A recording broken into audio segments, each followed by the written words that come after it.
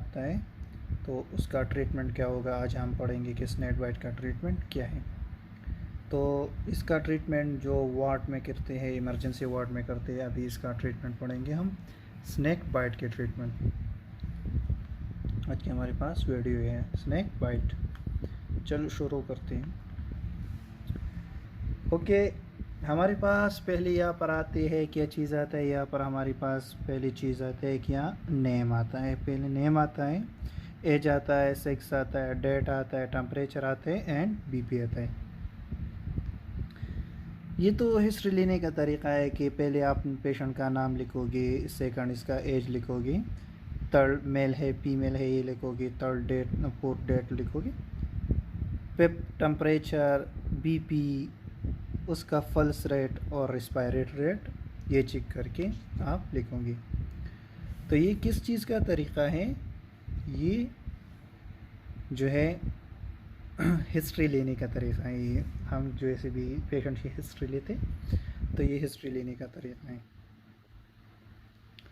तो पहले हम क्या करेंगे, इस कंडीशन में हम ब्रीथिंग चेक करेंगे, ठीक है। ब्रीथिंग चेक करेंगे, SpO2 ऑक्सीजन रेट चेक करेंगे।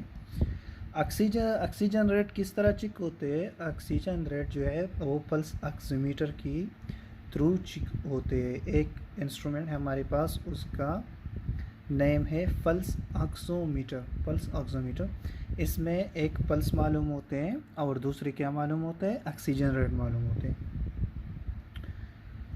तीसरी हम क्या करेंगे, इस पेशेंट को हम हाई फ्लो ऑफ O2 देंगे। हम हाई फ्लो ऑफ O2 इस पेशेंट को क्या करेंगे, प्रोवाइड करेंगे। हाई फ्लो ऑफ O2 इस पेशेंट को हम क्या करेंगे, प्रोवाइड करेंगे, ठीक है। इसके बाद क्या करेंगे, इसको IV लाइन लगाएंगे। जो IV कैटेटर होता है, IV लाइन होता है, हम इसको क्या करेंगे, IV लाइन पास करेंगे, ठीक है। थर्ड क्या है, avoid IM injection risk to hematoma formations.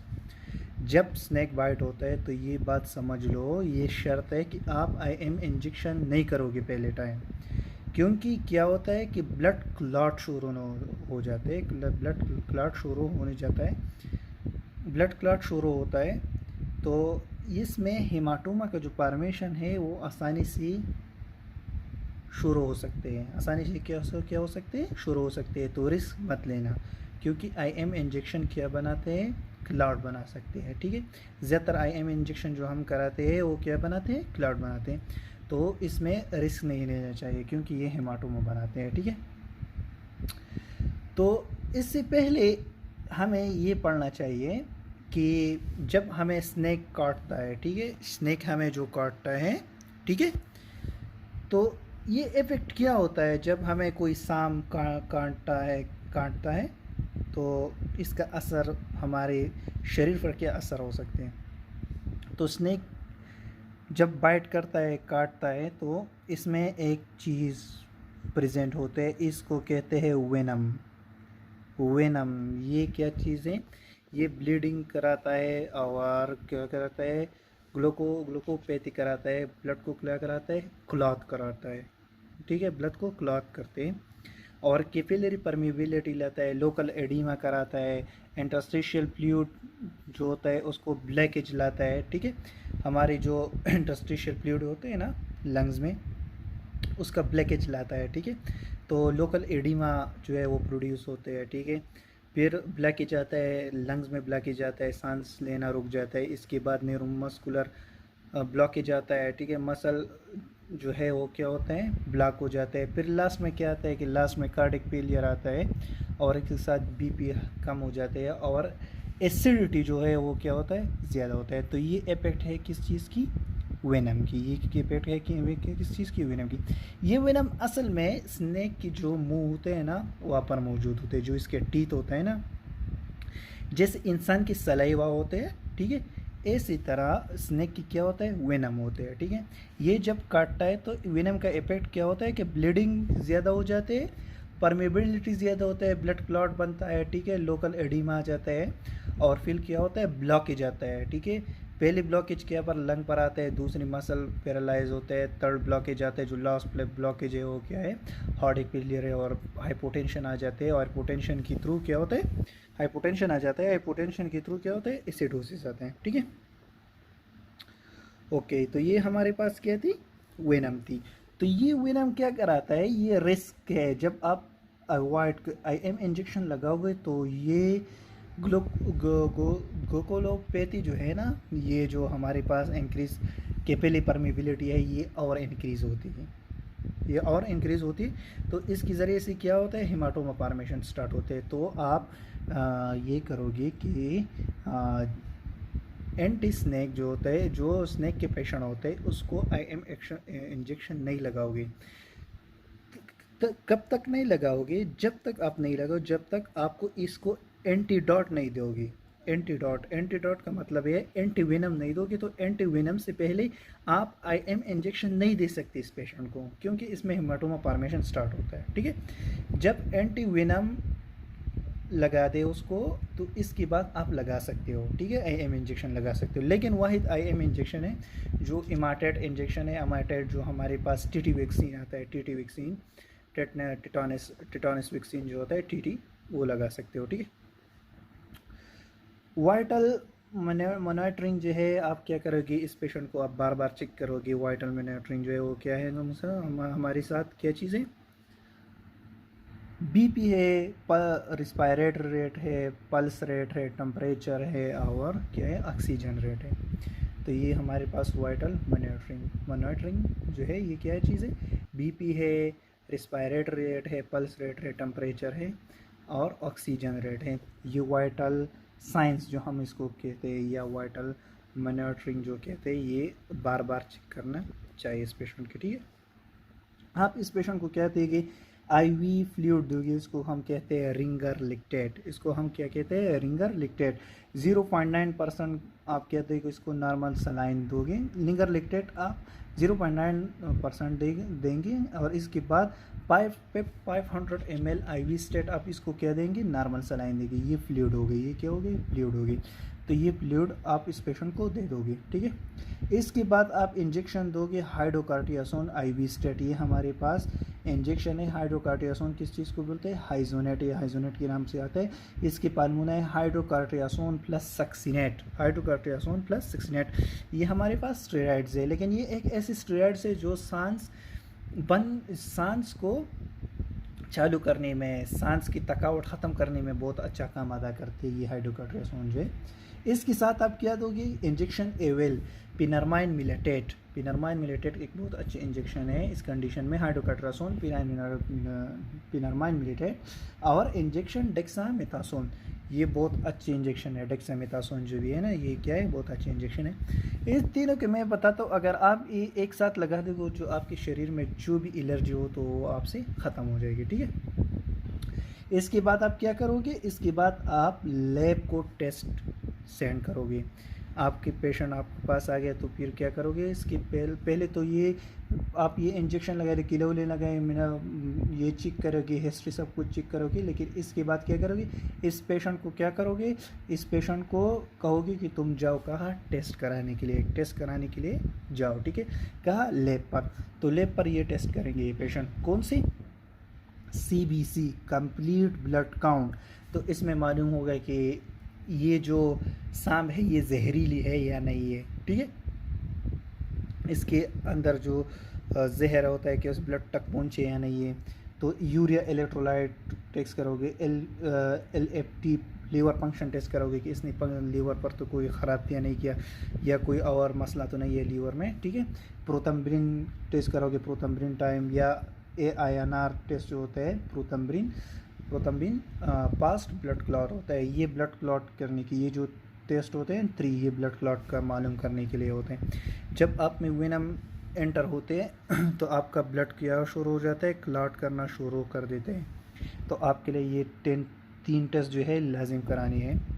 क्यों, कौन कौन सी, CBC, urea electrolyte, liver function test, prothrombin time और प्रोथम्बिन पास्ट क्लॉट, ये टेस्ट आपको कराने चाहिए। ठीक है, CBC complete blood count, liver prothrombin time, ठीक है, prothrombin test, prothrombin pass time और यूसी इलेक्ट्रोलाइट्स। ब्लड रिक्वायरमेंट हमारे साथ क्या होगी, एक बात बताता हूँ। जब आपको ब्लड रिक्वायरमेंट होना चाहिए, जब आपको कोई स्नेक काटे तो आपकी जैसे ब्लड ग्रुप होगे ना, तो आप अपने ब्लड ग्रुप के जैसे ब्लड आपको डोनेट करने होगी, आपको ब्लड लाना होगी हॉस्पिटल में, तो आपको ब्लड लगाने की ज़रूरत होती है, नीड होती है, ज़रूरत। तो किसी आपकी जो रिश्तेदार होते हैं या कोई औरत है तो उसको ब्लड डोनेट करना होगा, ठीक है, इस सिचुएशन में। तो ब्लड की ज़रूरत होगी इस सिचुएशन में। इसमें इंक्रीज ब्लीडिंग होगा।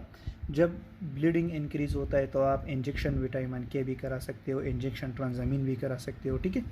और इसके साथ इंजेक्शन एड्रेनलिन 0.5% क्या करोगे, एड्रेनलिन इंजेक्शन लगाओगे 0.5%, लेकिन ये फ्लूइड में लगाओगे, फ्लूइड में अंदर डालोगे, 0.5 ml सिरंज मिलोगी और फ्लूइड में अंदर डालोगे और IV state slowly very slowly start करोगे ये, ठीक है।